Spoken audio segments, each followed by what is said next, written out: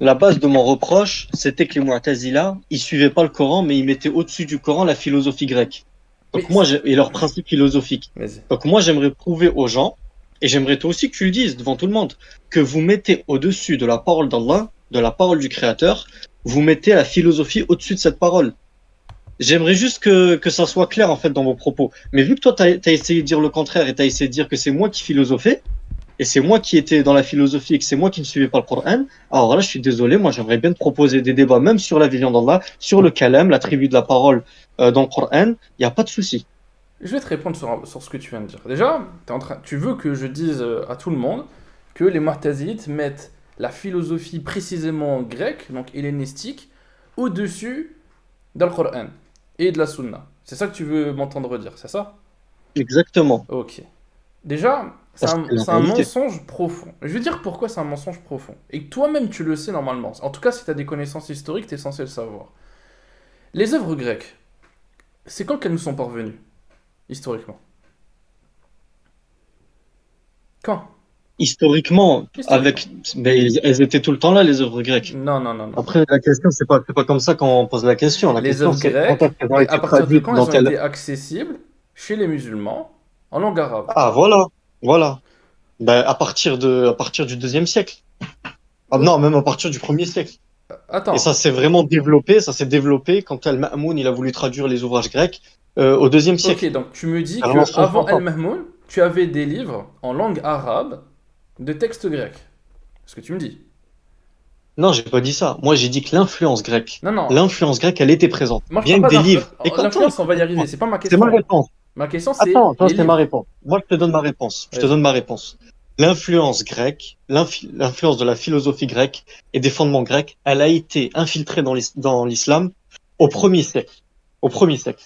Avec Al-Jam ibn Safwan, avec Al-Jard ibn Dirham, avec Wasil ibn Ata, etc., etc.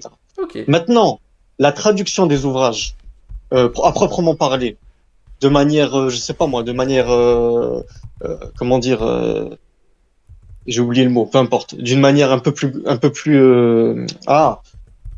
officialisée, ça a été fait lors du califat de Al-Ma'moun, à partir du moment où les Mu'tazila, ils ont pris le pouvoir, entre guillemets, et qu'ils ont voulu propager cette doctrine, cette science, à travers la traduction des ouvrages.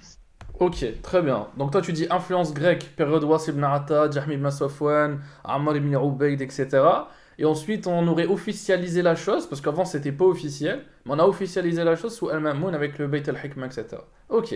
Non, Tu- officialiser les traductions. Ok, C'est-à-dire, les voilà. traductions. Donc avant, Voilà. on était influencé sans les traductions, mais à travers qui? Tu vas me dire les chrétiens, c'est ça? En fait, regarde, moi je considère que ça c'est un peu difficile à déterminer, c'est à vous de le déterminer en soi parce que Non, non, c'est c'est toi qui nous accuses. votre. Donc c'est à toi de nous le dire, d'où tu te cette Moi, histoire. si je reprends les livres qui ont été écrits à ce sujet-là, Oui. on attribue cette innovation au peuple qui adore les étoiles. Ok, On d'accord. savait un. Voilà. Donc on a vu, nous les Mu'tazites, on a vu des gens qui adoraient les étoiles, et eux, ces gens qui adoraient les étoiles, ils suivaient la philosophie grecque, Mais et nous, ça on marche les pas a comme ça. suivis. C'est Ça ça que marche tu es en pas train comme de me ça. raconter. Regarde, je vais te refaire le truc. Vas-y. Ces gens-là, Al-Jam ibn Safwan et Al-Jard ibn Dirham et Wassil ibn Ata, ils viennent tous d'un endroit particulier. Ok. Ils viennent tous de l'Irak, de l'endroit de l'Irak et de Khorasan. C'est-à-dire, ils viennent pas du Yémen ou ils viennent pas de l'Égypte ou ils viennent pas d'Arabie. Ils sont pas originaires de là-bas. Parce que là-bas, ces idées, elles circulaient pas. Mais Ah, il n'y a pas de les idées philosophie grecque en philosophiques, Égypte à cette époque. T'es sûr? à ma connaissance, non. À ma connaissance. Bah, tu À te ma trompes. connaissance. Mais vas-y, continue. À ma connaissance, moi, je considère que tous ces gens, ils viennent d'un endroit spécifique, qui est l'Irak, le Khorasan, etc. Et c'est là-bas que les idées de la philosophie, elles étaient propagées, et c'est de là-bas qu'ils ont tiré et qu'ils ont ramené leurs choses. Sinon, dans la péninsule arabique, après le Yémen, je sais pas, mais en tout cas dans la péninsule arabique, là où le prophète sallam il est venu, il n'y avait pas de philosophe. À la base, il n'y avait pas de philosophe, ça n'existait pas. Vas-y, continue. Poursuis ton... C'est tout. ton... Donc eux, qu'est-ce qu'ils ont fait? Eux, ils ont pris. Après, de quelle manière? Est-ce qu'ils l'ont pris de la secte des hindous, comme c'est rapporté le débat de Jem Safwan avec les Soumaniya, comme c'est rapporté dans énormément de livres d'histoire? Est-ce qu'ils l'ont pris de eux? Ou est-ce qu'ils l'ont pris d'autres personnes? Ça, en fait, si tu veux, c'est des choses peut-être on n'arrivera jamais parce que il faudrait connaître la biographie entière de soit Al-Jahm ibn Safwan, soit Al-Ja'd, soit Wasil ibn Ata, quelle personne il a fréquenté. Il se peut qu'il ait fréquenté juste une personne, ou deux ou trois personnes qui l'ont orienté vers cette méthodologie, et que ces personnes-là, on sache pas qui fait. Et donc là, en fait, c'est difficile même pour toi, ça serait difficile. Mais moi, je te pose la question à ton tour. C'est, Attention. toi, Attends, moi je attends, te dis attends, nous. 10 secondes. Attends, moi, je te pose la question. Moi, je te Vas-y, pose une vas-y. question. Dans le livre de Abdel Jabbar, et dans beaucoup de livres des Mu'tazila, vous utilisez l'argument de Huduth al-Ajsam, l'apparition des corps. D'accord? Vas-y, oui, bien Et sûr. C'est le premier volet, que effectivement. exactement, c'est votre fondement principal. Moi, je vous pose la question, ça vient d'où ça? Tu sais quoi, je réponds à ta question, mais juste avant de répondre à ta question, je commente quand même ce que tu viens d'évoquer juste avant. Mais je réponds à ta question. Déjà, dans ce que tu dis, tu mets beaucoup de peut-être. Peut-être que c'était en Irak, peut-être qu'il y avait des philosophes, peut-être qu'il a été influencé par machin, machin. Il y a beaucoup de peut-être, avec à la fin beaucoup de certitudes. Donc déjà, tu es d'accord que toutes tes certitudes, elles sont basées uniquement sur des probabilités basées sur quasiment rien au final. Parce que vous n'avez aucune source qui vous permet justement de nous caractériser de philosophes comme ça. Ça, c'est le premier point. Maintenant, deuxième point, tu me dis oui, en Égypte, il n'y avait pas. Bah si, en Égypte, il y avait un truc qui s'appelle la bibliothèque d'Alexandrie. Les chrétiens, ils étaient déjà extrêmement versés dans la philosophie grecque. D'ailleurs, la plupart des textes grecs ont été traduits par des chrétiens, soit Al-Ma'moun et par la suite. Donc voilà, donc déjà, le monde chrétien était bercé Je suis dans la d'accord, ça. philosophie grecque. Et attends, c'est pas fini. Tu me dis oui, mais dans la péninsule arabique, bah déjà dans la péninsule arabique, il y avait des chrétiens. Ça, c'est Mhm. un autre point qui est très important. Et en plus de ça, je te rappelle que les chrétiens, ils étaient extrêmement influents dans le nord de l'Arabie. Donc toute la partie syrienne et tout, tu peux être certain que la vision théologique à partir du logos des chrétiens, c'était quelque chose qui était déjà extrêmement utilisé et versé. Donc déjà sous la période des califes bien guidés. Donc déjà, c'est pour te rappeler des notions basiques en géographie et en histoire à cette époque-là. Faut pas commencer à dire oui, c'est en Irak qu'il y avait des philosophes et des gens qui adoraient les étoiles et les Mu'tazilites, ils ont été leur prendre des trucs. Et c'est basé sur rien du tout. Ni l'histoire, ni des sources concrètes où tu pourrais justement me démontrer ces choses-là. Maintenant, pour répondre à ta question, à Ah, si, je te savoir, l'ai dit un petit peu, mais bon, si tu omets ce que je te dis, c'est un peu bizarre, hein. ah non, Déjà, maintenant que je les réponds à pères ta de question. Ta l'Église, question sur les que les corps. pères de l'Église, juste une parenthèse, que les pères de l'Église, ils ont ramené la philosophie dans la religion, ça c'est quelque chose de connu, ça. Bah oui, C'est très mais le connu, problème c'est que tu me dis, il y a même qu'en avant Irak, il l'islam, y avait les... des philosophes. C'est Non, quoi ça? j'ai pas dit ça à ce point-là. En fait, le problème, c'est que si tu mets des propos dans ma bouche, ça va pas le faire, parce que c'est pas ce que j'ai dit. Moi, j'ai dit que la provenance de ces gens-là, de tous ces sectaires, Wasil ibn Ata, ils proviennent de ces endroits-là.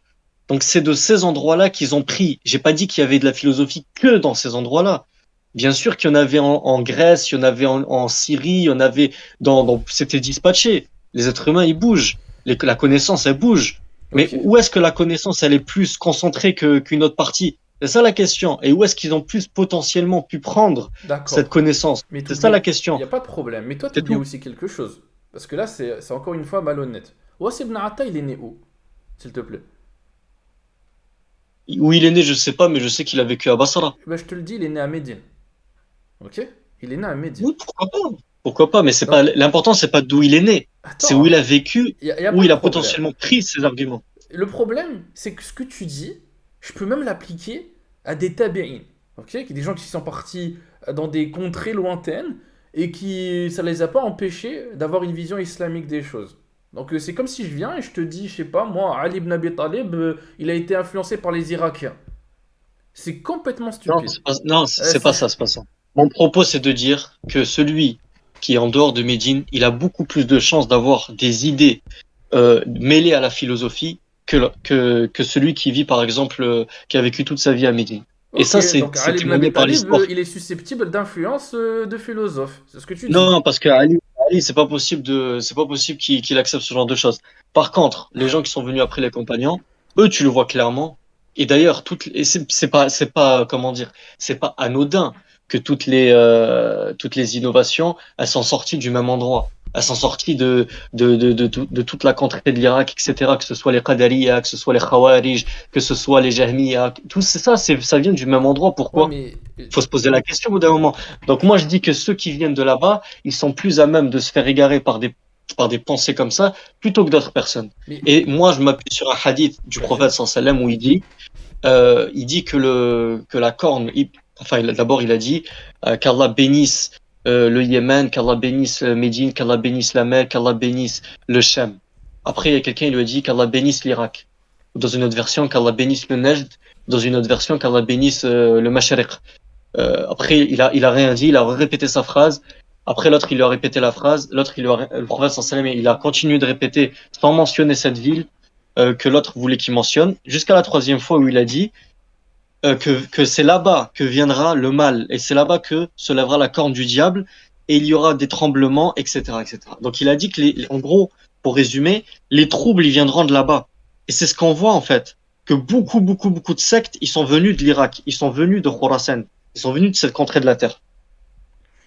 Ok, sauf que le problème, c'est que tu fais encore énormément d'approximations historiques, et je vais encore te dire pourquoi. En plus que Wassim ibn Atta, il est né à Médine, et toi tu me dis oui, mais de toute façon on s'en fout, il faut regarder là où il a vécu, il a vécu à Bassara. Je peux te poser une question. C'est qui a créé Bassara? La ville de Bassara? Qui a Mais fondé cette ville? Basra, déjà, Basra et l'Irak en général, comment dire, habité par des Perses, d'accord? Donc oui, quand les musulmans ils vont là-bas et qu'ils sont confrontés aux Perses, il y a un C'est pas ma mélange, c'est question. humain. Qui a fondé Bassara? C'est ça ma question. Qui a fondé Basra, je sais pas. Ça C'est doit être les compagnons c'est les compagnons qui ont découvert ces villes de toute façon, qui ont fait les conquêtes. Donc c'est eux qui c'est les ont les fondées. Arabes, Et effectivement. Abdullah ibn Mas'ud, c'est Sous l'époque qui de habitait Omar là-bas même. al-Khattab, c'est les Arabes qui ont fondé cette ville. Donc c'est une ville, c'est un campement arabe de base. C'est une garnison de soldats arabes qui ont créé cette ville-là et qui l'a fleurie, l'a développée. Et c'est dans cette ville qu'il y a eu énormément beaucoup de sciences voilà, qui Je sont suis développées. d'accord. Je suis Mais d'accord avec ça, je suis d'accord. ben voilà, mais attends, donc déjà, le Wassim Nata, il est né à Médine même. Il a passé une grosse période de sa vie dans une ville qui a été fondée par les Arabes et par des compagnons.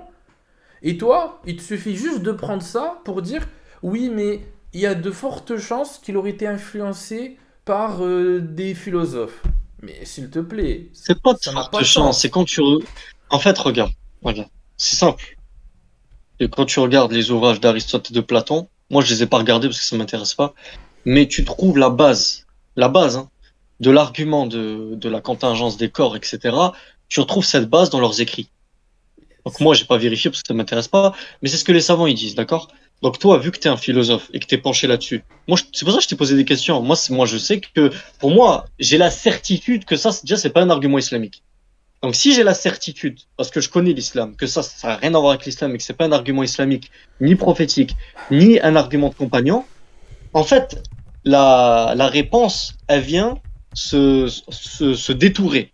Dans le sens où je sais que vu que c'est pas ça, c'est forcément autre chose. Après, est-ce que c'est de la philosophie grecque, ou est-ce que c'est de la philosophie hindoue, ou est-ce que ça, en réalité, moi personnellement, hein, je m'en fous un peu. Parce que à partir du moment où je sais que cet argument il sort du cercle islamique et de l'argumentation islamique, je sais forcément que c'est un égarement, surtout sur les conclusions qu'il a ramenées. Donc moi, je te pose la question, cet argument qui est développé en beaucoup de pages par Al-Qadi Abdel Jabbar dans son livre Al-Usul al-Khamsa, Dalil Hudud al-Ajsam, cet argument, vous le tenez d'où, s'il vous Ok, plaît? très bien. Déjà, quand même, t'as dit ça n'a rien à voir avec l'islam, tout ce que vous dites, je le sais, et donc par conséquent, je m'en fous de quelle philosophie, d'où ça provient. Mais encore une fois, je suis désolé de te le dire, Abdel Salam, mais tu te contredis. C'est-à-dire que au départ, tu viens et tu me dis oui, vous êtes des philosophes grecs, et tu insistes bien sur grec, et là maintenant, tu changes et tu me dis oui, mais que ça soit grec, que ça soit hindou, que ça soit machin, je m'en fous. C'est pas sérieux. Moi, je pense que c'est grec. Moi, je pense que c'est grec, je t'ai dit. Je Tu pense que penses, la mais base, elle vient de Platon et d'Aristote. tu penses, mais encore une fois, quand tu me parles de Wassim Nata et tes arguments de il était à Basra, s'il te plaît, c'est pas sérieux. Reconnais au moins ça. Ok, ok, c'est pas sérieux, mais vas-y, dis-moi, il Très vient de cet bien. argument. Maintenant, merci de moins de reconnaître tes torts. Oui, parce que sinon, on va pas avancer. Ouais, mais quand Voilà. même, c'est évident que là c'était ridicule. Du coup, sur Pour toi, l'argument. moi, écoute, moi je te dis que je suis ceux qui ont fait les recherches. Il y a une thèse en 3 volumes qui a été éditée sur l'argument de Huduth al-Ashtam. Je pense que même toi, t'as pas lu autant sur cet argument-là. Il a récapitulé l'argumentaire du Dalil Huduth al-Ashtam chez les Jahmiyyah, chez les Mu'tazila, ensuite chez les Ash'ara, les Kullabiyya et les Maturidiyya. Il a fait une synthèse des 5. Il a essayé de trouver l'origine de cet argument. Donc lui, il a fait des recherches, si tu veux. Moi, je suis pas quelqu'un qui va faire des recherches sur cette chose parce que ça m'intéresse pas trop en fait. C'est pas mon domaine d'expertise, mais c'est intéressant. D'accord, c'est intéressant. Lui, il attribue cette chose-là aux philosophes. D'autres savants qui sont spécialistes de la croyance, ils attribuent ça, la base en tout cas de cet égarement-là, à Platon et Aristote dans leurs écrits. C'est pour ça que moi je te dis, je suis pas allé vérifier, mais je leur fais confiance à ces savants. Je leur fais confiance, c'est tout. Ok, il n'y a pas de Donc problème. Mais moi, j'espère, moi, tout ce que j'espère, c'est que si j'aurais cherché dans leurs écrits, voilà, je t'aurais dit, bon, Platon, dans tel livre, il dit telle chose, ça ressemble à tel. Je te l'aurais ramené comme ça. Mais vu que j'ai pas fait la recherche parce que ça m'intéresse pas trop, c'est ça que je te pose la question Voilà, mais directement. moi, Est-ce que juste tu au as moins la par rapport connaissance de au la moins aux gens structure qui de nous cet argument? écoutent, je te demande juste de pas faire des affirmations gratuites du style vous avez pris des philosophes parmi des païens qui adoraient C'est pas des étoiles. gratuit, c'est pas gratuit, c'est basé sur des recherches. Oui, mais dans ce Allô? cas-là, soit tu me rapportes des preuves basées sur ces recherches et qui sont fondées, mais tu me dis pas oui, il était à Basra, donc techniquement il y avait des Je peux t'en philosophes. donner, je peux t'en donner des preuves. Dans les livres d'histoire et comme dans le livre de l'imam Ahmed, tu vas retrouver comment dire, il a rapporté le débat entre le Jahm et Safwan et entre As-Soumaniya. Soumaniya, c'est une secte hindoue, mélangée avec la philosophie. Ça, c'est dans les livres de Nihal. Tu peux regarder Shahrastani, le Milal wa Nihal. Enfin, ça, je peux te le ramener, il n'y a pas de souci. Il n'y a pas de souci, j'ai envie de te dire. Oui, mais, Donc là, ouais, mais t'as cité des et c'est dans ce personnages. débat-là, T'as c'est dans ce débat-là qu'il a utilisé cet argument. Oui, mais tu as C'est cité dans ce des débat-là. personnes. Tu as dit Wassi ibn Atta. Mais Wassi ibn Atta, dis-moi, qu'est-ce qu'il a dit qui te permet de dire qu'il a pris de tel philosophe ou de tel truc de chez les païens? Il t'a fait quoi, Wassi ibn Atta, pour que tu lui dises ça? Vas-y, Je t'ai dis-moi. dit, c'est à travers des recherches que tu déduis cette chose-là en regardant le livre des Bah, philosophes. ok, bah moi je te dis Regarde, juste que s'il là, te plaît, je s'il me te base plaît, de. J'ai dis-moi. pas lu les recherches que tu as lues, je les ai pas lues. Par contre, je te dis simplement, moi je me base sur ce que tu me dis toi là maintenant. En fonction de ce que tu me dis toi là maintenant, désolé, mais il n'y a rien de convaincant. J'espère que les études que tu as lues, c'est plus Il n'y a pas sérieux de que. souci. Moi, j'espère que tu es capable de me dire d'où vient cette preuve quand même. Parce que vous l'utilisez, c'est votre base dans la Très bien. croyance. Maintenant, sur la question que tu me poses, c'est la question des substances, à savoir des corps. En fait, l'argument du Qadi al-Jabbar, c'est quoi? Il faut comprendre déjà dans quel contexte il énonce cette parole dans son Kitab Usul al-Khamsa. Il évoque ça dans ce Avant qu'on. de me dire, avant de me dire le contexte ou m'expliquer même l'argument, est-ce que tu sais d'où il vient Je vais te ou répondre. tu sais pas? Je vais te dire d'où il vient. Doucement. Mais d'abord, je t'explique quand même pourquoi il dit ça. Parce qu'il faut pas sortir les choses de leur contexte comme ça. C'est important. T'as cité le Qadi Abdel-Jabbar, je te réponds sur ce qu'il a dit, ce qu'il a fait. Ok? Ok. Déjà, le Qadi Abdel-Jabbar, il commence par une chose. Il commence par déjà parler de ce qu'on appelle la connaissance d'Allah subhanahu wa ta'ala. Il te dit quoi? Il te dit que la première des choses, donc le premier des devoirs, c'est de connaître Allah. Et pourquoi il te dit Mhm. ça? Il se base sur plusieurs versets coraniques, d'autant plus qu'il te donne un argument imparable qui consiste à dire à quoi ça sert de prier un Dieu que tu ne connais pas.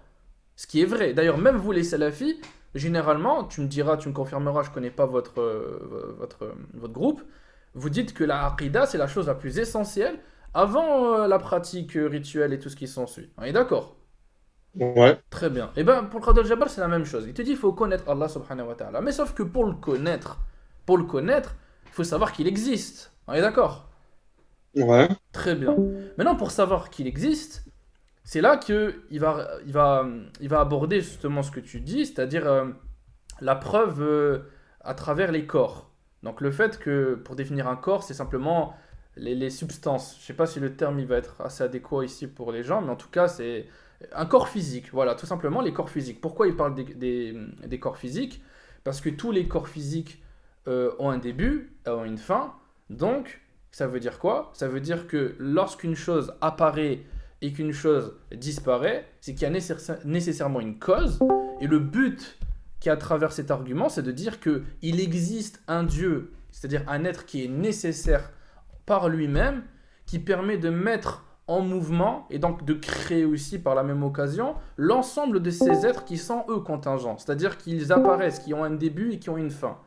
Donc, Non, c'est pas ça l'argument. si c'est C'est pas ça ça l'argument. l'argument du Qada Jabbar, c'est Non, c'est pas simplement. ça. Ah bah je te dis Non, que c'est ça. eh, Maintenant, si t'es pas je d'accord, vais vas-y. non, tu vois, tu connais, j'ai l'impression que tu maîtrises pas trop l'argumentaire et pourquoi ça a mené à des répercussions comme ça sur les noms et les attributs d'Allah. Lui, il lui pose la question.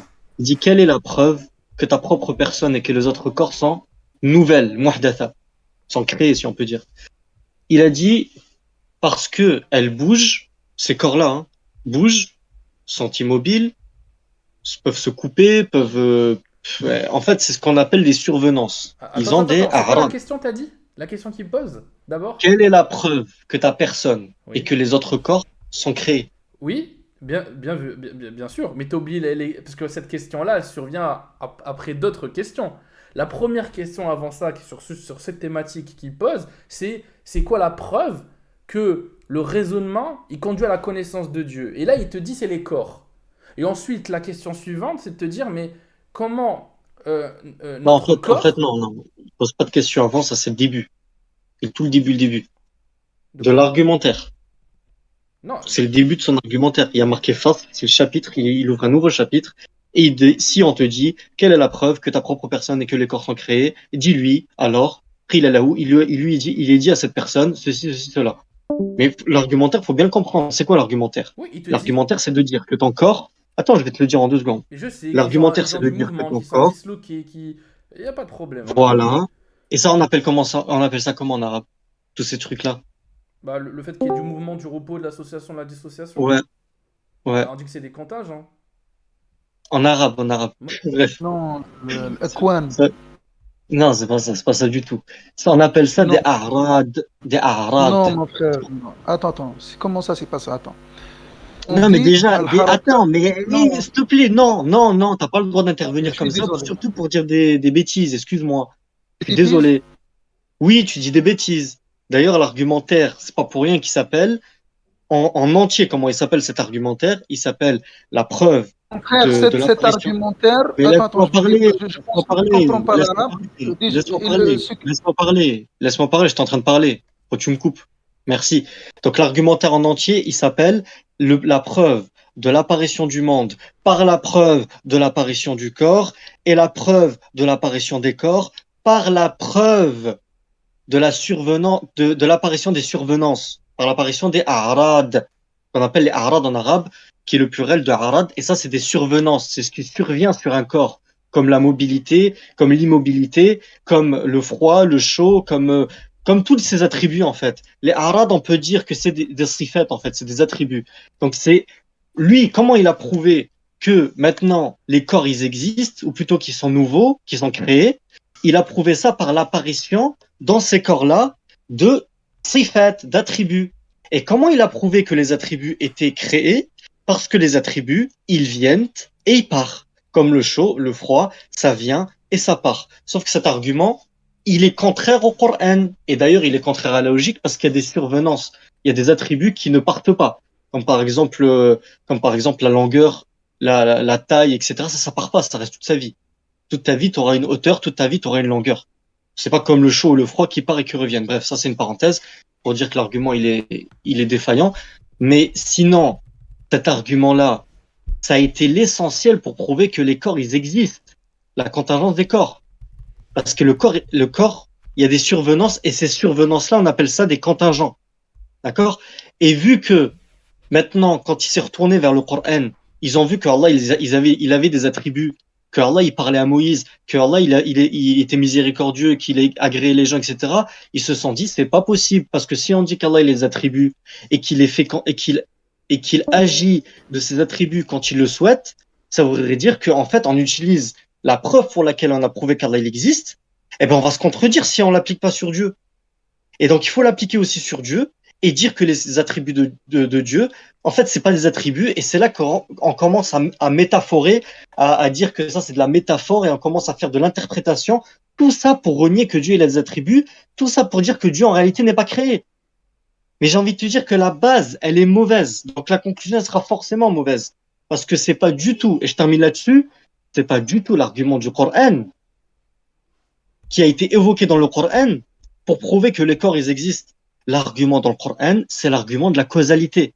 Am khuliqu min ghayri shay'in am humul khaliqun. C'est ça l'argument qu'Allah utilise pour prouver qu'il existe. C'est ça l'argument qu'il utilise face aux athées, ceux qui ne croient pas en Allah. C'est est-ce que vous avez été créés de rien ou est-ce que ce sont vous les créateurs? Ça affirme qu'il y a une cause derrière toutes vos créations.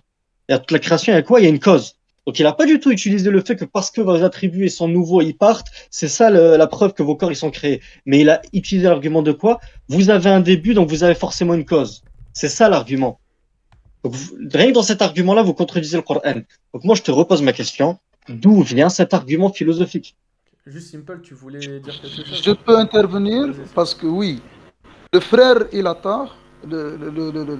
L'argument que tu as mentionné, mon frère Cheikh al-Mu'tazila, on les appelle dans l'école Mu'tazilite. On ne dit pas Dalil al-A'rad parce que lui il parle d'un terme plus générique qui est mentionné dans Kutub Ilm al-Kalam. En arabe, on dit Dalil al-Ajsami wal-Jawahir. C'est une appellation. On peut dire Dalil al-Jawahiri wal-A'rad. Et plus spécifiquement chez les Mu'tazilites, on dit Dalil al-Akwan. Pour les Mu'tazilites, les 4 A'rad principales ou principaux, je ne sais pas si c'est évident, parce que si on parle en termes philosophiques, c'est l'accident, pas la contingence, parce que la contingence, c'est l'imkan. Voilà, parce qu'on fait la différence entre la contingence, l'imkan, et entre l'accident, al-hudouth. Même dans l'école salafiste, Ibn Taymiyyah, il fait la différence entre al-makhlouq, le créé, le contingent ou le mumkin. Bon, c'est une question très compliquée dans la philosophie arabe et le kalam en arabe. Ce que vous avez dit, Cheikh al-Mu'tazila, on ne les appelle pas Dalil al-A'rad, on l'appelle Dalil al-Akwan, parce que pour les Mu'tazilites, ils disent par exemple la chaleur, la couleur, ce ne sont pas des A'rad, parce que la couleur elle-même, ils se sont rendus compte que ce sont des matières, ce sont des quintessences, ce sont des essences. ما هي إلا جواهر même اللون الأحمر والأصفر والأخضر ما هي إلا مادة. Donc on parle d'une autre matière, même la couleur c'est une matière. Donc quand on parle même, c'est-à-dire de ce qu'on appelle de la chaleur, c'est la chaleur, déjà c'est une question qui, parce que même certains spécialistes ne parlent même pas de chaleur parce que comment dire, ça s'inscrit dans ce qu'on appelle les opposés et non pas les notions contradictoires. En général, en logique, on parle de ce qui est contradictoire. التناقض ما كان أحدهم سلب للآخر ولا نتكلم عما يسمى المتقابلات من متضايفات وملكة وعدمها وما يسمى المتضادات. C'est pourquoi ce que tu as dit, on l'appelle دليل الأكوان. Dire, comme tu as dit, l'association. Parce que moi, j'ai pas le temps de rentrer dans. J'ai pas le temps. Est-ce que tu sais d'où ça vient cet argument ou pas?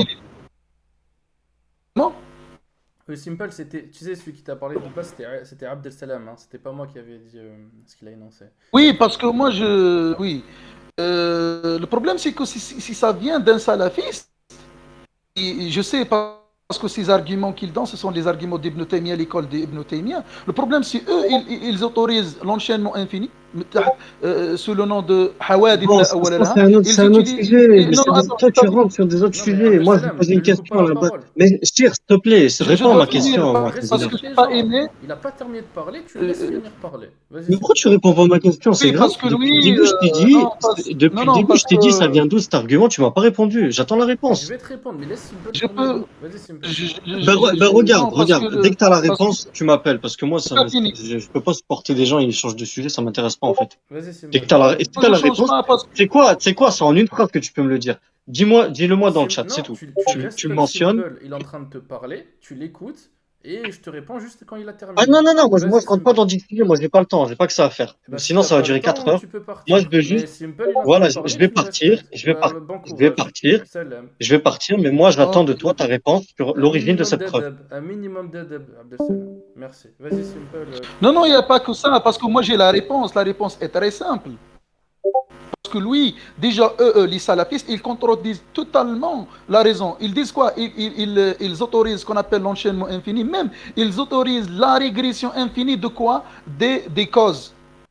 On appelle en arabe tasalsul al-ilal, même pas tasalsul al-hawadith, sous le nom de ce qu'on appelle tasalsul al-iradat, l'enchaînement des volontés. Parce que pour eux, on a al-irada, قديمة النوع حادثة الأفراد. Parce que lui, il ne comprend pas, je sais. Je sais qu'il va. Je sais, je suis sûr, Cheikh Al-Mu'tazila, que lui, il ne comprend même pas le credo logique et philosophique. Moi, le problème, c'est que lui, il contredit, bien, ce Coran, il contredit la raison. Ils ont autorisé même, c'est-à-dire, je ne vais pas parler d'autres détails qui sont peut-être inconnus pour les non-spécialistes, mais le mec, parce que j'ai pas aimé son ton, le ton, il m'a parlé sur un ton très arrogant. Si moi je connais rien, Oui, t'as mal lui parlé. comprend. Moi Et... j'ai écrit des livres. Le problème, oui, le problème, c'est que j'aime pas cette arrogance. Ce que tu as dit, toi, on l'appelle Dalil al-Aqwan. C'est pas parce que Dalil al-Arad, c'est un C'est peu général. c'est lui qui a dit Chez les ce Mu'tazilistes, terme-là, c'est pas on moi. l'appelle Dalil al-Aqwan. Oui, oui, oui, c'est pas toi, c'est lui. Parce que les Mu'tazilites, ils étaient plus intelligents que les autres, que les Ash'arites et les Maturidites qui ont après ça des Mu'tazilites. Parce que les Mu'tazilites, ils étaient bien précis. Ils ont choisi que 4 accidents, ou bien 4 arad. Le mouvement, l'immobilité, la dissociation, l'association. Mais lui, il ne sait pas ça. Bien sûr. Bah, d'autant plus que moi, ce que j'aime pas, c'est qu'il te manque de respect. Il coupe la parole, il croit qu'il est chez lui, il fait ce qu'il veut. Ah, je suis désolé, Et hein. voilà, exactement. C'est un minimum de respect pour les gens. Même si t'es pas d'accord avec la Et personne. c'est pourquoi moi, je l'ai. Ouais, vas-y. Ouais. Non, vas-y, Oui, vas-y. moi je voulais pas, moi je voulais pas intervenir. Au contraire, j'étais en train d'écouter. Je sais que le mec il n'a rien dans la tête parce que je sais même même c'est-à-dire quand il parle, c'est-à-dire de certains arguments, comme si il mémorise seulement certains termes sans les comprendre. Parce que si je lui dis قرر لي الدليل, ce qu'on appelle تقرير الدليل, donnez-moi ce delil en sous forme de syllogisme logique, je sais qu'il va pas le faire. Je le sais. Bien C'est sûr. ce qui m'a. Et le problème, c'est que cette secte, déjà, impossible qu'un salafiste il peut prouver la contingence de l'univers. Parce que eux-mêmes, ils pensent, déjà, eux, ils autorisent la contingence dans Allah, dans l'essence d'Allah, Bien qu'on sûr. appelle hulul al-hawadith. Bien sûr. Déjà, ça, c'est le principe des mutakallimin. Ils interdisent ça pour démontrer la contingence de l'univers. Parce que l'univers, il est contingent, parce qu'il y a des contingences dans l'univers. On peut aussi l'appeler le délil taghayyur, ou bien le délil du changement. Donc le changement, il ne peut pas être infini. Voilà, Bien parce sûr. que ça implique la finitude de ce qui est infini et tout. Mais lui, il ne comprend pas ça. Bien sûr. Non, le problème, c'est qu'il t'a dit quoi? Il t'a dit, donnez-moi un livre qui permet, comment dirais-je, qui vous autorise d'avoir ce raisonnement. Mon frère, le Coran lui-même dit à maintes reprises, utilisez vos cerveaux, utilisez la rationalité. Donc c'est un argument rationnel, donc on suit le Coran, parce que le Coran à maintes reprises dit, Ala ta'qilun, ala tadhakkarun, li ulil albab. Donc tout le Coran parle que de la raison et de la rationalité, ce sont des arguments rationnels et logiques. C'est ça. Ils ne comprennent même pas. Ils pensent que le Coran, il va te dire non, voilà, Dalil al-Hudud, Dalil al-Imkan, Dalil al-A'rad, Dalil kada. Je ne sais pas comment ils pensent. Non, mais Voilà, je ne sais pas, moi, sincèrement. franchement, comme je t'ai dit, moi je l'ai dit aux gens ici, je pense que des personnes comme lui, il faut les mettre dans un zoo en fait. Tu vas les mettre dans un zoo parce que c'est vraiment un spécimen à part. Le mec, il est là, il commence à nous défier. Déjà, il parle sur un ton très méprisant. Même s'il n'est pas d'accord avec nous, le minimum c'est de l'adab. Il se pose, il est là, il pose des questions, il essaie de comprendre un peu notre vision. Lui, pas. À chaque fois, il essaie de dénigrer, dénigrer, dénigrer. Et comme tu l'as dit, il demande des sources de où on se base. Mais des preuves dans le Coran, il y en a tellement. Le verset qui dit il y a sur terre des preuves pour ceux qui croient avec certitude, ainsi qu'en vous-même. N'observez-vous donc pas? On ne peut pas faire plus clair. Et le pire, c'est qu'il se contredit parce qu'à chaque fois, les salafis, c'est la même chose. C'est-à-dire que dans le fond du fond, techniquement, ils sont quand même d'accord avec nous, mais juste par mépris, ils ne veulent pas l'admettre. Il dit oui, le Coran, il ne parle pas des contingents, il parle des causes. Mais t'as envie de dire, mais mon coco, c'est la même chose. Parce que tous les contingents ont des causes. Ce qui n'a pas de cause, c'est l'être nécessaire en fait. Donc pourquoi tu viens nous casser la tête? Parce que lui, il a même dit une absurdité. Il a dit, oui, il y a des choses qui ne changent pas comme la taille. Mais encore une fois, c'est une absurdité grave. Comment ça, la taille ne change pas? La taille, elle change. Ouais, T'es petit, tu deviens grand, tu rétrécis. Et après, il va dire, oui, mais le principe d'avoir une taille est là. Mais même pas, parce que tu es né. Tu n'as pas toujours existé. Donc tu es passé de l'être au non-être, de sans taille à une taille. Donc encore une fois, même ces arguments, je pense qu'il les comprend même pas. Et tu sais, Simple, je sais pas si tu as été là, mais au début de notre conversation, son but c'était de dire quoi? C'était de dire, oui, les Mu'tazilites, ils ont pris aux philosophes parce que des gens comme moi, Ibn Atta ou Jahmi ibn Safwan, ils étaient en Irak à Basra. Et c'est quoi cet argument, cet argument éclaté? C'est... Non, il n'y a pas que lui, Mu'tazila, Cheikh l'Islam Ibn Taymiyyah, chez eux, il dit Cheikh l'Islam Ibn Taymiyyah. Dans plusieurs passages dans ce livre, notamment dans Majmu' al-Fatawa et Tibayan Talbis al-Jami', il dit Al-Mu'tazila makhanith al-falasifa. Il insulte les Mu'tazilites, il le dit comme ça. Al-Mu'tazila sont makhanith al-falasifa. Autre, ce qui signifie en français, les Mu'tazilites, ce sont les femmelettes ou les efféminés ou les homosexuels ou bien les PD des philosophes. Il le dit comme ça avec une langue tellement vulgaire. Effectivement, c'est vrai, t'as raison. Parce que ouais, ils sont comme ça. Ouais. Effectivement. Non, mais c'est Moi, ça. j'ai fait des débats avec de grands salafistes qui sont très connus dans le monde arabe. Il y a un qui s'appelle Meher Amir, l'autre Faris al-Ajmi, l'autre al-Ujairi. Ce sont de grands écrivains, des imams et des chiouks. Et c'était la secte la plus facile à l'époque. C'était la plus facile. Parce qu'eux, ils autorisent tout ce qui est impossible. Je peux même démontrer l'existence de ce qui n'existe pas. Même eux, ils autorisent ce qu'on appelle le principe de la non-contradiction. Parce qu'ils autorisent ce qu'on appelle la régression infinie et l'enchaînement infini. Et même la régression infinie de quoi? Des causes. Sous le nom de celle sur l'iradat. C'est ça. C'est les pires. Moi, pour moi, c'est les pires des sectes. C'est les pires, hein. Oui, mais on peut pas du tout discuter avec ces gens-là. C'est vraiment très très grave. Et c'est Non, que je des... sais que c'est un.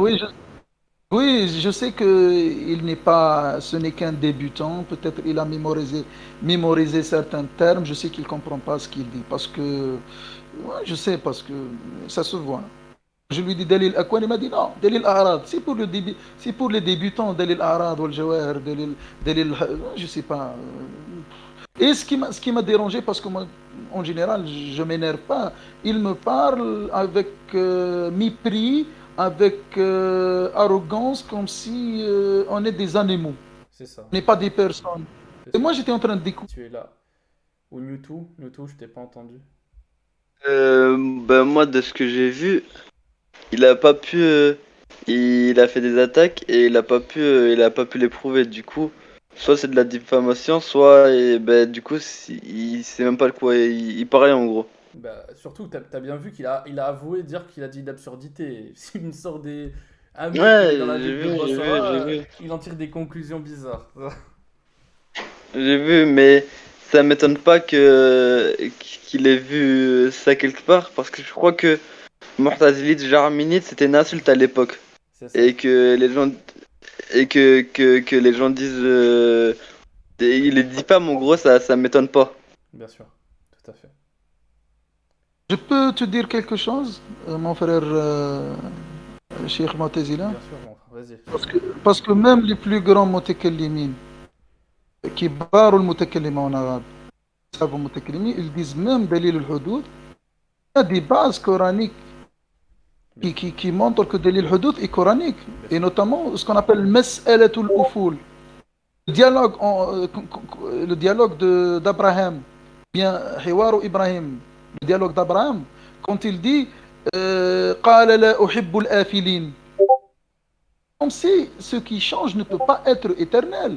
Et c'est la base même de ce qu'on appelle Dalil al-Hudud, le changement, la contingence la contingence au sens d'accident, hein, c'est-à-dire ce qui, parce qu'en arabe, quand on dit al-Hudud, la contingence au sens de al-Hudud, parce qu'en français il n'y a pas de terme spécifique pour l'imkan, parce qu'on a l'imkan, on a al-Hudud. Pour les mutakallima, c'est presque la même chose, mais pour les philosophes, c'est pas la même chose. Essentiel. Donc, il y a des bases coraniques à ça. C'est pourquoi il a dit Ibrahim dans Ana la uhibbu al-afilin. Et même les spécialistes disent voilà, c'est un argument pour. Parce que Ibrahim, pourquoi il a dit ça? Parce qu'il a vu un changement. Il a vu un changement, donc il a dit voilà, il ne peut pas être divin. Il ne peut pas être éternel, il ne peut pas être nécessaire parce que le nécessaire ne peut pas avoir du changement. Donc il y a une base coranique pour cet argument. Mais le problème, c'est que les francophones salafistes ne comprennent même pas ça. Parce que cette question qui a été posée de la part du frère, elle ne peut pas être posée dans le monde arabophone parce que les arabophones spécialistes, ils le savent. Bien sûr, Ils le bien savent sûr. que... oui, Mais tu sais, Simple, d'ailleurs, je te le dis à toi, mais je le dis aussi à tout le monde. Il faut comprendre la question de pourquoi il me l'a posé. Pourquoi il m'a dit, vous basez sur quoi pour dire ça? En fait, le ça, il faisait référence au corps. Parce qu'en fait, comme c'est un corporaliste et un anthropomorphiste, et que certains salafis n'ont aucun problème à dire que Allah il a un corps, eh ben, ça lui pose problème qu'un homme comme le Qadi Abdel Jabbar a dit qu'il suffisait de regarder notre corps comme preuve justement de la création. Et ça le dérange parce que du coup, si on prend le corps comme l'exemplarité de la contingence, alors du coup, ça veut dire que tout le raisonnement qu'on va appliquer sur Dieu dans son paradigme à lui tombe à l'eau. C'est pour ça qu'il n'était pas content et qu'il a pris cette... exactement. C'est ça. Il n'y a pas que ça. Moi, j'ai des passages. J'ai des passages que je mémorise bien. J'aime des passages où Ibn Taymiyyah, le grand cheikh de cette secte, parce que c'est pas des salafistes en général, parce que c'est le même dogme de Karramiyya. Les spécialistes, déjà, ils font pas la différence entre Ibn Taymiyyah. Des fois même, certains ash'arites arabophones qui sont spécialistes de Ibn Taymiyyah, ils disent Ibn Taymiyyah Karrami. Karrami, c'est une secte comme les salafistes qui croyaient que Dieu c'est un corps mais n'est pas comme les autres corps. Il a une main, il a ce qu'on appelle les membres, ce qu'on appelle al-jariha, al-a'dha ou al-jawarih. Et ils ont même dit la même chose que Ibn Taymiyyah, ce qu'on appelle sifatul a'yan, comme le pied, comme la main, comme les yeux, comme les doigts, comme le visage. C'est Ce qu'on ça. appelle sifatul a'yan. Voilà, ils disent, en arabe, on les appelle sifatul a'yan. Il dit quoi Ibn Taymiyyah dans ce livre حقائق الأشياء متساوية يقول هكذا ومعاني الأشياء متساوية الحقائق في الشاهد والغائب. Il dit quoi autrement, ce qui signifie en arabe, si on qualifie, si on donne le même nom, on donne le même qualificatif à des choses visibles ou non visibles, ils doivent avoir la même quintessence. الحقائق, parce que le haqiqa en arabe, ça peut prendre le sens logique, c'est-à-dire jinsun wa fasl, généralissime, spécialissime. Et ça peut prendre le sens de licence, c'est-à-dire la vérité de quelque chose. Donc lui, il dit que Dieu c'est un corps. Mais pourquoi il déclare pas un corps? Il peut pas dire Dieu c'est un corps. Pourquoi? C'est pas parce que c'est pour lui c'est illogique, c'est quelque chose ça relève de la contingence. Non, parce que c'est pas coranique. ولم يذكر في السنة يقول لك ولم يذكر لا في كتاب ولا في السنة. Donc lui il le voit comme une bid'a linguistique, un problème linguistique, c'est pas un problème de sens parce que lui il dit tout ce que signifie un corps il existe chez le Dieu parce que lui il يقول بالحد. Il dit que يقول بالحد, c'est quoi le had? Que Dieu il est limité, il a des limites, notamment du côté de l'arche, le trône. C'est ça. C'est pourquoi on a des livres salafistes, ils disent quoi? Ithbatul had. On a des livres, il y a un grand savant salafiste syrien, Ithbatul had lillahi azza wa jal. Il le dit comme ça explicitement. Donc, et le mec, il ne vient parler de la logique, et nous, on ne sait pas c'est quoi la logique et c'est quoi la philosophie. Non, et d'autant plus, il parle d'un argument logique et rationnel. Il dit, donnez-moi la preuve dans le Coran que cela est permis. Et le Coran, à maintes reprises, il nous ordonne à utiliser le cerveau, la rationalité et la logique. Et c'est grave. Et, voilà. Et après, ils disent pourquoi les gens détestent l'islam, pourquoi les gens s'entretuent. Parce qu'il y a je suis énervé, moi, je laisse le... Ah non, mais je te comprends parfaitement. Moi, je termine même ta phrase simple. Si les gens sont comme ça, c'est parce qu'on se retrouve avec des gens qui se comportent comme des animaux. J'ai envie de le dire. Pourquoi j'utilise le terme d'animal? Parce que le Coran utilisait aussi le symbole de l'animal pour parler de celui qui n'utilise pas sa raison. Donc, les salafis, malheureusement, c'est comme ça qu'ils pensent. En tout cas, j'ai pas envie de faire d'amalgame. Je sais qu'il y a comme certains salafis qui a un minimum d'intelligence, mais en tout cas, le salafi avec qui nous avons discuté ici, c'est clairement quelqu'un qui est, un, mal poli, deux, n'a pas d'éducation islamique au sens de l'adab, et de trois, n'a pas de connaissances historiques pour pouvoir justement aborder ces questions-là. Oui, Youssouf, tu voulais dire quelque chose? Allô? Oui, Ouais, je suis là. ouais, salam. Ouais, bah en fait, tu sais, ils s'attendaient à quoi? Dis-moi. Parce qu'il y a il y a une semaine, j'avais débattu avec lui sur ça, sur ce Oui, sujet-là. ok. Et moi, je lui avais ramené l'histoire d'Ibrahim. Et Oui. du coup, il a fait quoi? Si tu regardes même dans les textuels, je crois que c'est dans Ash'ari, non, dans Asari, il a envoyé la réfutation de Ibn Taymiyyah sur l'argument de la contingence prouvé par l'histoire d'Ibrahim, qui dit ouais, là, Uhibbul Afilin, je n'aime pas ce qui disparaît. Et du coup, en fait, il s'attendait à ce que tu sortes. Ouais, c'est l'histoire d'Ibrahim pour qu'il te balance la réfutation d'Ibn Taymiyyah. En fait, il voulait juste ça. Ah, Donc, ben. si tu lui envoies, ouais, c'est l'histoire d'Ibrahim, tu vas voir, il va se reconnecter direct. Et aussi, je voulais juste- pour moi, on peut pas jeter le poids du fait qu'il y a des gens qui aiment pas les musulmans sur les salafis. Pour moi, c'est juste.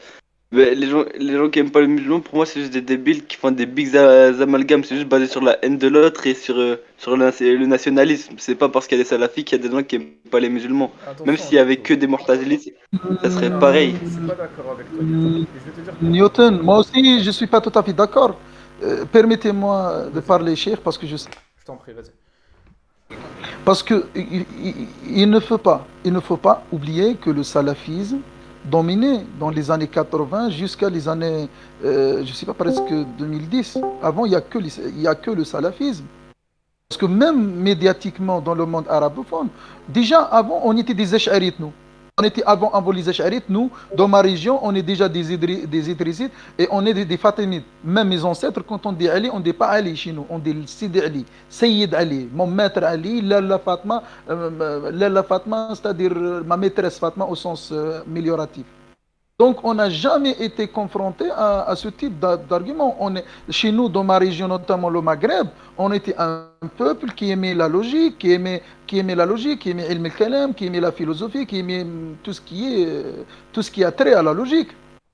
Tout à Mais fait. après avoir, parce que parce que moi je suis pas d'accord avec les Ash'arites, mais au moins des gens qui réfléchissent, qui font de la logique, qui font de la philosophie. On peut pas oublier Razi, on peut pas oublier Abu Hamid al-Ghazali, l'imam al-Juwayni, al-Baqillani, Taftazani, ce sont de grandes figures, c'est-à-dire de logique. Mais le problème, c'est que maintenant, on parle de ce qu'on appelle un tel Ibn Taymiyyah, un tel Ibn al-Qayyim, un tel, je ne sais pas, Ibn Uthaymin, Ibn Baz, qui croit que la Terre, elle est stable, elle est fixe, il ne bouge pas. Il croit que la Terre, elle est plate. Il croit que la Lune, elle engendre de la lumière. Ils sont totalement tarés. Hein. Exactement. Pourquoi on dit le salafisme, c'est pourquoi tout le monde. Parce que déjà, quand on dit islam, les gens, ils ont une représentation salafiste de l'islam. Je parle des gens qui ne sont pas musulmans. Ils n'ont pas une représentation mu'tazilite ou. Bien sûr. Voilà, c'est une représentation salafiste. Tout à fait, tout à fait. Et d'ailleurs, je vais même compléter la chose par rapport à ce que Simple a dit, par rapport à toi, Newtou. Il faut comprendre que le salafisme, c'est pas juste une croyance. C'est pas juste ça. C'est une croyance, c'est un code juridique, c'est une vision de la politique, c'est une vision du monde, et par conséquent, c'est un certain rapport avec autrui. Et dans ce rapport avec autrui, chez les salafis, il y a une détestation permanente envers eux, ce qu'ils considèrent comme étant les non-musulmans. Donc eux, ils vont fonctionner par grade. Hein. Il y a d'abord les gens du livre qui vont plus ou moins tolérer, mais avec beaucoup de mépris. Et ensuite, il y a le reste. Et tout le reste, ça passe sous le sabre pour eux. Et comme Simple l'a dit, dans nos pays, comme par exemple dans le Maghreb, dans le cadre de l'Algérie, on a connu leur influence, on a connu leur destruction, leur côté néfaste dans la société. Pendant plus d'une dizaine d'années, ces gens-là ont ravagé et détruit le pays constamment. Et on en ressort avec beaucoup de séquelles. Sachant que notre grande civilisation, en tout cas au Maghreb et en Algérie, comme il a dit Simple, c'est une civilisation qui s'est bâtie sur la logique, sur la raison, que ce soit par le côté sunnite chez les Acharites, ou du côté Mu'tazilite sous les Aghlavides, ou encore sous le côté des Zaydites du royaume de Idriss, du côté de l'ouest d'Algérien jusqu'au Maroc, et d'où même avec, comment on appelle ça, les Fatimides, donc ce sont des chiites ismaéliens, euh, toutes ces composantes religieuses qui ont existé pendant presque 1000 ans, c'est pas le salafisme qui est là depuis quelques années, le salafo-wahhabisme, et qui a, en espace de 10 ans, n'a fait que des destructions et des horreurs, qui vont effacer plus de 1000 ans d'histoire islamique. C'est pas possible. Et ce que je veux aussi ajouter, c'est que, regarde YouTube, dans le monde musulman, aujourd'hui, quand on parle d'islam, en règle générale, c'est quoi? L'islam qui est présenté aux gens, c'est un islam salafi wahhabi, à 90% du temps, et les 7% restants, c'est pour l'islam sunnite acharite qui est souvent promulgué. En règle générale, c'est ça. Et qu'est-ce qui se passe? Ce qui se passe, c'est que ces gens-là forment des gens de la détestation. Ils sont en train d'entraîner des gens progressivement, hein, ça se fait pas tout de suite. Mais ils amènent les gens vers, soi-disant, l'islam selon leur vision théologique. Ils commencent par dire, regarde la sira, regarde le prophète, il est magnifique, il est ceci, il est cela. Et plus tu avances, plus ils t'engouffrent comment dirais-je, dans une sorte de spirale infinie qui fait qu'à la fin, tu deviens un homme extrêmement détestable vis-à-vis même de tes proches. Beaucoup de gens ont fini par se disloquer de leur famille, de leurs amis, de quitter le territoire, bref, et de faire à la fin des horreurs. Alors que les autres branches de l'islam, bien qu'on ne soit pas d'accord avec eux, posent tout de même un cadre assez rationnel, tant à vouloir ne pas se précipiter, à permettre aux musulmans de développer une science islamique qu'aujourd'hui peu de musulmans connaissent, et qui pourtant était une matière fondamentale et appliquée, et qui est encore pratiquée chez les sunnites hanafites, c'est l'adab. L'adab que je répète souvent. L'adab, ça veut dire quoi en arabe? Ça veut dire les bonnes convenances, le bon caractère. Et littéralement, ça veut même dire la littérature. Pourquoi? Parce que dans le monde musulman, on considère que l'homme qui est bien éduqué, c'est l'homme qui est lettré. C'est l'homme qui lit, c'est l'homme qui écrit, c'est l'homme qui aime la prose, c'est l'homme qui aime la poésie. C'est ça, l'être humain qui est caractérisé par la bonne conduite, la bonne convenance. C'est pas celui qui est là, qui tourne et qui n'est pas capable justement d'être déjà, ne serait-ce que d'être actif pour sa propre famille. Parce que je suis désolé, quand je vois ce salafi qui passe son temps à nous harceler, à nous dire venez, venez, venez, je vais vous battre en débat, je me pose des fois la question, mais qu'est-ce qu'il fait toute sa journée? C'est pas possible. Est-ce qu'il étudie? Est-ce qu'il travaille? Je sais pas. Je le connais pas. Je vais pas parler sur des choses que je connais pas. Mais en tout cas, du peu qu'il me laisse savoir, il me laisse savoir un homme qui a beaucoup trop de temps libre à mon goût. Maintenant, ce que je veux aussi te dire, Newtou, c'est que nous, quand on enseigne l'islam, en tout cas ici dans les maisons de la sagesse et sur le prisme orthodoxe d'Al-Mu'tazila, c'est ce tout qu'on enseigne. C'est-à-dire qu'on apporte aux musulmans une doctrine basée sur le Coran, la raison, la sunna et le consensus des vrais savants, parce que nous ne prêtons pas un consensus général, car le consensus général, ça n'existe absolument pas. Il y a aucun, c'est pas un groupe de, tous les musulmans se sont accordés sur un seul même principe. Des divergences, il y en a toujours eu. Par contre, sur les principes, eh bien, il y a eu des savants. Et les savants, c'est les grands savants que j'ai cités, comme le Qadi al-Jabbar, Abu Ali al-Jubayi, Abu Hashim al-Jubayi, et tant d'autres, Ouas ibn Atta, Ammar ibn Ubayd, et la liste est très très longue. Tous ces gens-là sont des gens qui avaient des différences sur certaines interprétations, sur certaines manières de concevoir le monde, si on veut, mais ils restaient tous accrochés à ce qu'on appelle usul, les fondements, les principes. Voilà, c'est ça qu'on apporte ici aux gens. Et moi, je dis une chose, c'est que si le musulman, aujourd'hui, il n'est pas capable d'être un exemple pour les gens, comme il a été stipulé dans le Coran, en disant vous êtes la meilleure communauté qu'on a fait surgir pour les gens, l'innes.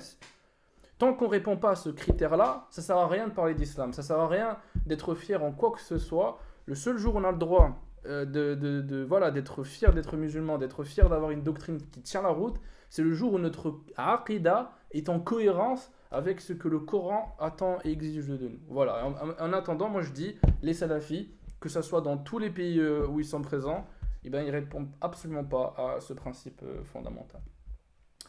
Sinon, Youssouf, Ah, mais vas-y, Newtou. j'entends ce que tu dis, je suis d'accord avec toi. Mais là, je parlais surtout d'actualité, je parlais de la France parce que je suis pas très calé niveau histoire. Mais je pense que ceux qui aiment pas du coup les musulmans en France, je pense que tu les surestimes vraiment beaucoup parce que pour 99% d'entre eux, ils ont pas lu Al-Fatiha. Leur seule raison de pas aimer les musulmans, c'est qu'il y a trop de voiles en France et il y en a pas d'autres. Il n'y a pas de problème. Mais sinon, On peut critiquer la manière dont certaines personnes critiquent et n'aiment pas l'islam. Il n'y a pas de problème. Mais en attendant, tu es d'accord avec moi que toutes ces personnes-là que tu as citées qui n'aiment pas l'islam, en réalité, tu fais référence aux nationalistes identitaires, de droite, d'extrême droite, qui peuvent exister en France. Et sur ça, il n'y a pas de souci, on est d'accord. Mais c'est pas tous les Français, ça d'une part, mais surtout, tous ces gens-là, quelle connaissance de l'islam ils ont? Le seul islam qui leur est présenté, c'est un islam où on leur dit oui, il faut détester le mécréant au sens salafiste du terme, il faut tuer les associateurs où vous les trouviez sur la base d'un verset qu'ils appellent le verset du sabre, qui serait selon eux intemporel et qui ne respecte aucune géographie. C'est une religion au final, parce que c'est la leur, qui est le plus enseignée en France. La plupart des mosquées en France sont des mosquées salafis. Et au fur et à mesure du temps, ça commence à créer un climat et un conflit au sein du territoire français. Donc je te dis pas que ceux qui critiquent l'islam n'ont pas de reproches. Il y a des gens, bien sûr, comme des gens comme Éric Zemmour, par exemple, qui n'ont jamais lu le Coran, mais qui se permettent de dire le Coran dit ceci, le Coran dit cela, alors que voilà, ça se voit qu'il ne l'a pas lu, je te l'accorde. Mais ils se nourrissent tout de même de quelque chose qui est réel, qui est vrai.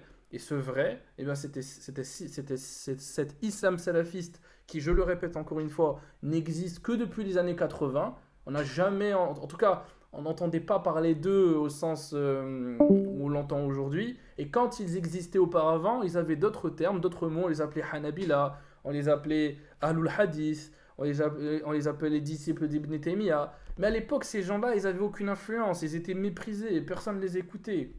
Il a fallu attendre des gens dans le Nejd pour qu'ils ressortent du désert et qu'ils commencent à faire leurs enseignements. Et la seule et unique raison qui fait qu'ils ont de l'influence dans le monde, eux ils disent que c'est la volonté d'Allah, mais la réalité c'est pas ça. La seule et unique raison qui fait qu'ils sont influents, c'est l'ignorance des gens, et de deux, les pétrodollars, le fait qu'ils ont beaucoup d'argent pour financer leur mosquée.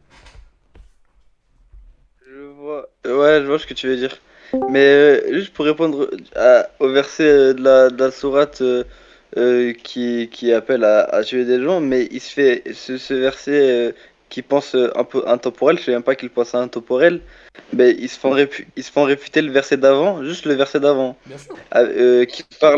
qui parle de ceux qui ont trahi le pacte, Je suis d'accord pas avec toi. de. Je suis d'accord avec toi. Mais eux, ils s'en foutent. Faut que tu comprennes, Mewtwo. Eux, ils s'en fichent. Pour eux, c'est tout le monde. Et ça s'arrête pas jusqu'à la fin des temps. C'est ça que leurs savants, ils enseignent. Donc, si tu dis ça à moi, je vais te dire, bien sûr, mon frère, t'as raison. Il y a un contexte, il y a une situation, il y a des cas particuliers. Il n'y a pas de problème. Mais eux s'en fichent. C'est pas dans leur théologie. C'est pas dans leur vision, en tout cas, du Coran. C'est pour ça que j'ai énoncé aux salafis, je lui ai dit, écoute, laisse le Coran de côté, c'est pas fait pour toi, parce qu'on va pas se mentir, les salafis, le Coran, c'est pas une matière qu'ils maîtrisent et qu'ils aiment tant que ça. Le Coran, la seule fois où ils l'utilisent, c'est pour faire des chansons. Voilà, c'est pour le réciter dans les mosquées, parce que c'est joli et c'est beau. Mais ça s'arrête là. Il n'y a pas de profondeur, il n'y a pas d'analyse grammaticale, il n'y a pas de comparaison linguistique avec les autres langues, comme l'ont fait d'autres savants avant eux. Peut-être qu'il y a eu ça chez eux il y a très longtemps, mais moi je parle des salafis contemporains, ils s'en fichent. Ils s'en foutent littéralement. Donc voilà, ça c'est au moins pour conclure sur ça. Juste Youssouf, je voulais me permettre de te demander une chose. T'as vu son argument qu'il a utilisé sur la ville de Basra? Et les gens des étoiles, des gens qui adoraient les étoiles ou je sais pas quoi. N'importe quoi. Et en plus, cet argument-là qu'il a utilisé, ça se retourne contre lui. Ben oui, Parce qu'à Basra, c'était qui le maître là-bas? C'était Hassan al-Basri. mais je voulais Wassil ibn Atta, comme tu l'as bien dit. j'allais Comme le tu l'as faire, bien hein. dit, il était à Médine. Donc si quelqu'un il a été impacté, c'est Hassan al-Basri, c'est pas Wassil ibn Atta. Bien sûr, sachant que Wassim ibn Atta, c'est un élève de Hassan al-Basri, mais cet homme, enfin ce salafi, je crois qu'il tend à l'oublier parfois. Et il n'y a pas que Hassan al-Basri, tu peux même prendre Ibn Mas'ud ou d'autres.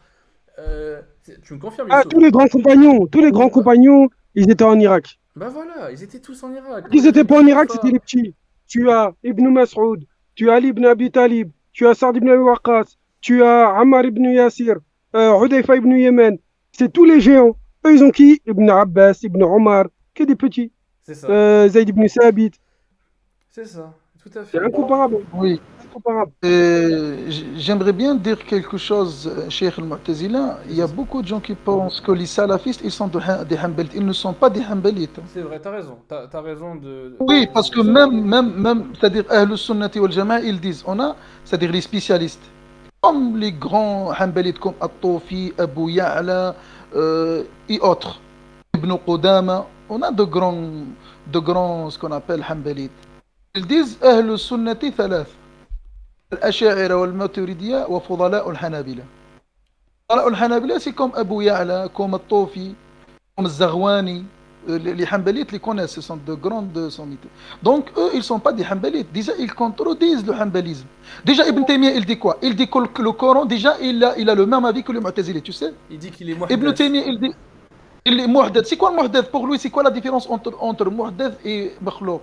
Aucune Il dit le différence. muhdath, aucune, sauf que le muhdath, il est dans l'essence d'Allah. C'est ça. Tout à C'est fait. quelque chose qui a un commencement, et le makhlouq, c'est en dehors d'Allah. C'est ça, tout à fait. Donc, il a le même avis que les Mu'tazilites. Et le problème, ça, c'est le dogme essentiel de l'imam Ahmed ibn Hanbal. Parce que Ibn Hanbal, il dit Kalamullahi harfun wa sawt qadim.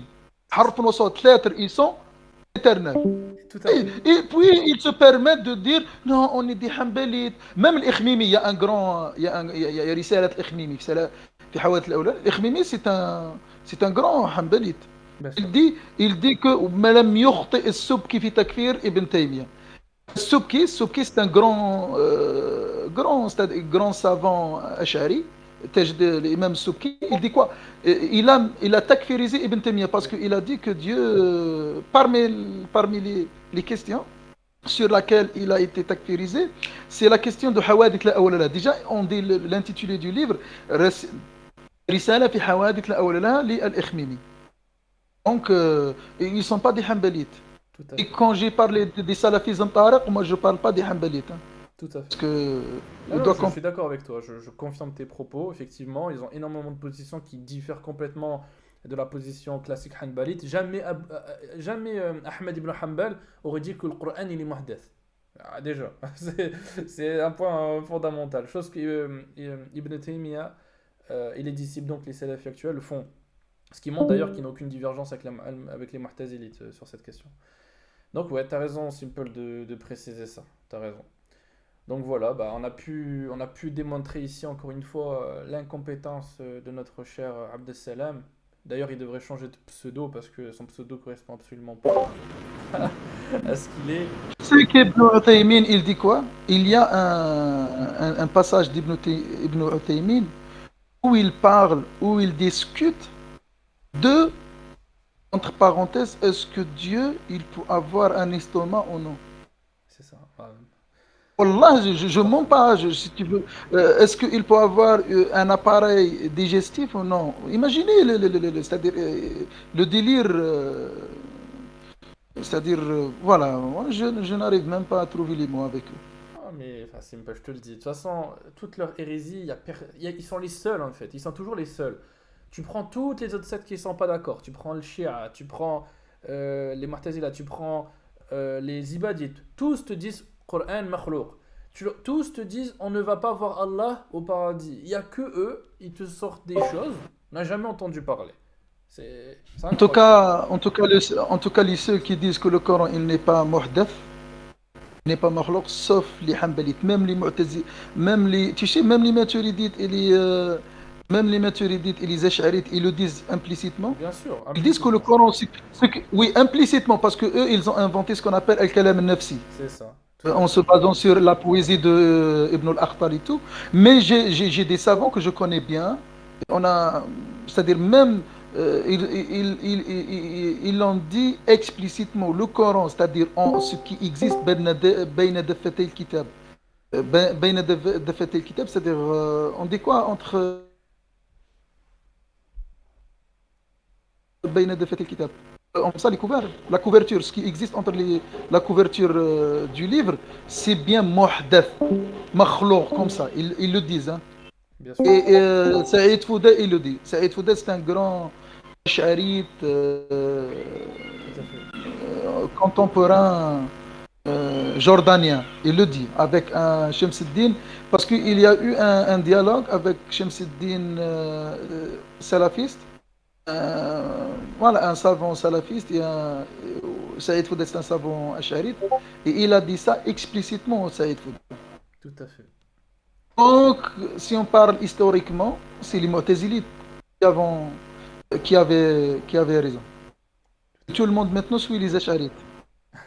Pardon, suit les Mu'tazilites. Et le problème, il y a beaucoup des Mu'tazilites qui ont été torturés, tués, massacrés parce qu'ils ont dit que le Coran il est elle est créée, et après des siècles, même ces sectes qui ont torturé, qui ont massacré les Mu'tazilites qui ont dit ça, ils les suivent maintenant. Exactement, c'est Tu le vois? point, voilà. C'est ça le Voilà, point. oui, oui, quand on parle de Ja'ad ibn al-Dirham, Al-Ja'ad ibn al-Dirham, quand on parle de beaucoup de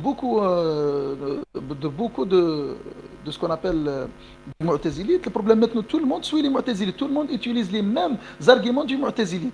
Tout le monde maintenant, il dit la même chose que le Mu'tazilite. Même maintenant, c'est-à-dire dans ce qu'on appelle ce temps moderne, tout le monde dans le monde arabe se base sur le tafsir de Zamakhshari, parce que c'est le plus logique. Maintenant, essaye tout le monde de faire recours à l'interprétation de l'imam Zamarchel.